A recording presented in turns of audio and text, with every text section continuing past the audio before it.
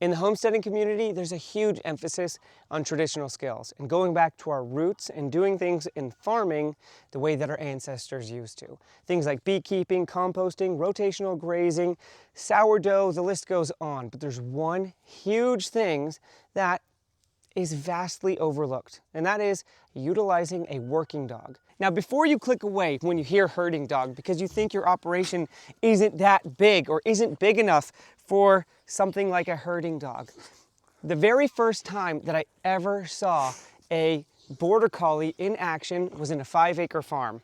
She had sheep where she would rotationally graze, and she would use her border collie, a well-trained border collie, in order to herd her sheep, even in a small paddock, to where she can collect the sheep, shear the sheep, do medical things to the sheep, and all of that was done from a smaller, frail, and older lady, all with the help of her single border collie. That's all she needed. Now, there's two reasons why I think this is so vastly overlooked. One is because people start out with Great Pyrenees if they have livestock that they want to protect, and it's because when it comes to the predators, you can see the predators and you see the problem that could happen with your animals, and you can see the value easily in what a Great Pyrenees has to offer. It's harder to see the value without experiencing it, the value that a well-trained herding dog, a well-trained working dog can really bring to your small operation even. This guy's scary, just so you know. Very scary. Now, you might be wondering what a well-trained border collie has to offer you on your farm other than just moving sheep. What if you don't have sheep? They have their options, their things that they could do are endless. Moving ducks, bringing in chickens, pushing alpacas, protection, the list goes on. Now, I hear you, all you people saying, I'm just gonna shake a bucket, they'll come running. There's one cow that we have specifically where if my wife did that, she is deathly afraid that she would get trampled. It's not the case for everybody. Now, another thing about that bucket shaking thing, sure, that's fine. These goats come to me basically whenever I call them, as long as they're in their paddock, right here. Whenever they break out and see fresh, tender leaves on our beautiful fruit trees, they head straight for them. Every single time. If I could just send the dog out, round them up, bring them back in, there wouldn't be me chasing after these, running in 5 different directions, trying to find a bucket, trying to get the feed, which they don't even care about because all they care about are those fresh leaves. Now, here's another practical use, honestly. When I have all my chickens inside of these chicken tractors, it actually really sometimes sucks to drag the tractor forward because the chickens want to stay on the back end. If we had a dog inside pushing forward, or even on the outside helping push the chickens forward, then I could just pull.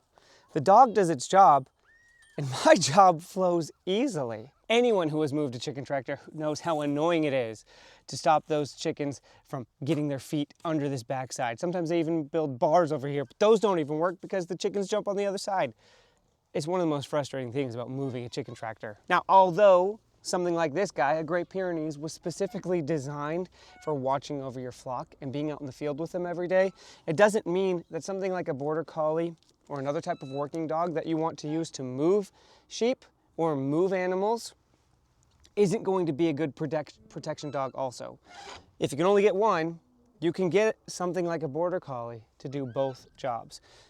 We had a border collie over here who we have lost now, and she would be the very first one at any intruder, any animal intruder, person intruder. She'd be the first one to go after all of the animals. They would stay back, the Pyrenees would stay back and bark, while she'd go in for the kill. And it was not what we expected in having Pyrenees versus a border collie. All right, if you've ever tried to get your chickens in midday, before sunset, you'll know how almost impossible that is, especially if your chickens are free-ranged. Not with a dog, not with a well-trained border collie. I've been kind of making the point that the animals do a great job at moving livestock. Now, there's one thing that can specifically help me all the time, and that's in here with my cows. Now, one thing that happens very frequently with this bucket is I put feed in it and bring it over to the animals, put it in their spot so they can eat. It becomes a challenge sometimes to fight off the cows so they don't try to eat from the buckets while I'm bringing the food over to their spots. And a well-trained dog isn't just good at collecting animals and bringing them to a spot where you want. It's also really good at keeping the animals at distance from you at the times where you need it. Border Collies, or working dogs in general, have been used for hundreds of years. They were bred with an intent and trained with a purpose. Having a well-trained dog isn't just part of the old ways or for those with huge properties. It is a powerful and well-utilized tool even for today's homesteaders. Now, this isn't our first set of working dogs, or Border Collies specifically, but we're going to be training 2 of these 2 young puppies, teaching them how to herd, move our ducks. That was an Indian runner duck, by the way, we got specifically just to train these dogs, and we're going to be using them on the farm. Now, this is something that we want to do to really show others how well a well-trained dog can be utilized even on a small farm. So come along for the journey as we teach these dogs what to do in their tasks. We do a whole bunch of other things on this channel. It's not all going to be about this dog, but they're going to be a crucial part of this farm. Hey, if you've stayed here this long and hear me talk this much, I think you should subscribe. Now, I not only think that getting a well-trained herding dog is one of the best things that you can get for your farm, I also think choosing the wrong dog is one of the worst mistakes you can make on your farm. And I made a whole video about that right at the end. Click that, I'll see you over there. And I'll see you on the next video. Bye.